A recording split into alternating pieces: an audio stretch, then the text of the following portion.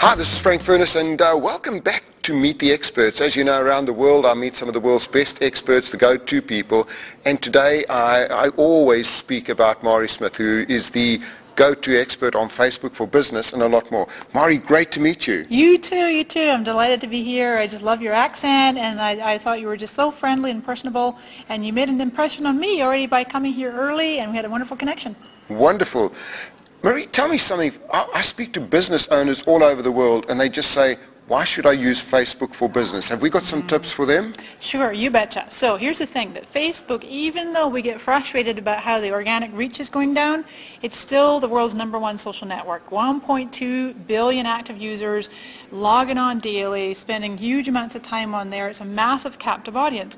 Plus, the Facebook ads, that's the most targeted traffic that your money can buy. So if business people are not taking advantage of the ads, they're actually leaving money on the table.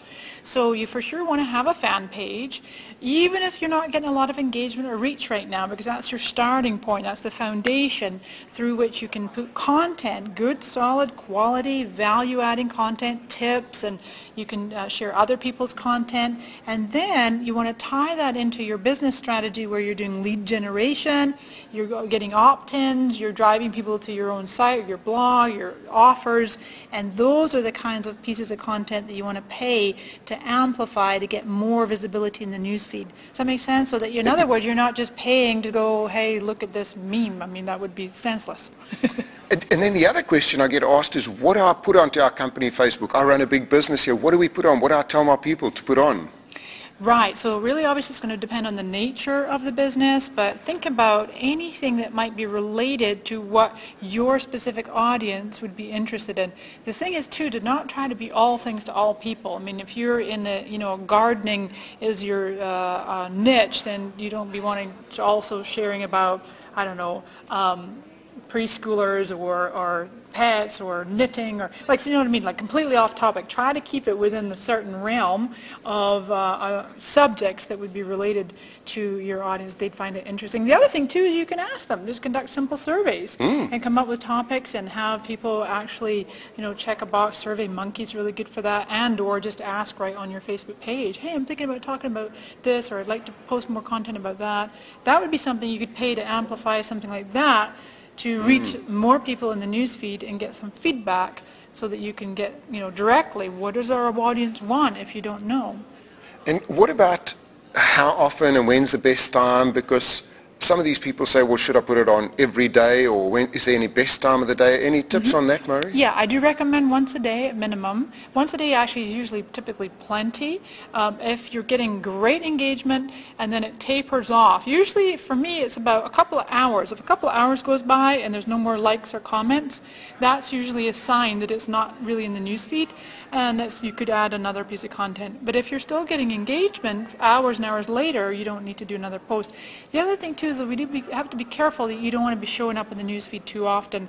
I would say a general rule of thumb is about minimum of 1 piece of content per day, maybe a maximum of 3 or 4. Experiment somewhere in that range. In terms of best times of day, I highly recommend posting outside of business hours. So evenings, weekends, maybe early in the morning before people go to work, maybe midday if they're at lunch. Absolutely evenings and weekends. Those are the times that people are most on Facebook anyway. Right. And now, what about all the other big networks? I love YouTube. I'm a YouTube junkie, 650 videos. And then, so some of the people say we can see that, but they also say, why should we use Twitter? LinkedIn, they can sort of get it. Which ones would you say, if you had to say 3 or 4 big networks for them to be on, including the pictorial ones, what would you say? Absolutely, Facebook. Starts with Facebook because it is the #1, as we mentioned. There's the sheer size of it. For me personally, I love Twitter. It still remains 7 years. That remains the only network where you can proactively find people to follow, and about half the people will follow you back. We can't really say that for other networks. So if you go like someone's page, they're not going to come and like your page. So I just find Twitter is a wonderful platform to really take control of your growth and proactively grow it. From there, you can migrate people to other networks. I personally, my third one I use right now is Instagram, because it's actually in 2014 here one of the fastest growing social networks. It is owned by Facebook. I think we're going to see more and more features coming on Facebook, on Instagram, similar to Facebook, like paid ads, metrics, demographics, all kinds of things. But other sites, see Pinterest, it's very niche for women. It's time consuming to find visual content or reshare. YouTube, you're the master, fantastic. If you've got video content, definitely YouTube. LinkedIn, much more B2B. I personally, it's kind of been on my list of to-dos for years to get more into LinkedIn. Google Plus, I fell in love with it when it first came out, and now my enthusiasm kind of waned. It's like, it's just a different demographic, and I don't find that I have enough time to be on Google Plus. But otherwise, my main advice, Frank, is just to pick the sites that really resonate with you. You like them, and your audience is there, and that might only be 2 or 3 main sites. Right. Stick with that. Don't worry about whether people are saying, oh, you've got to be on Google Plus, or you've got to be on Instagram or LinkedIn, and those don't really speak to you. Then don't worry about it.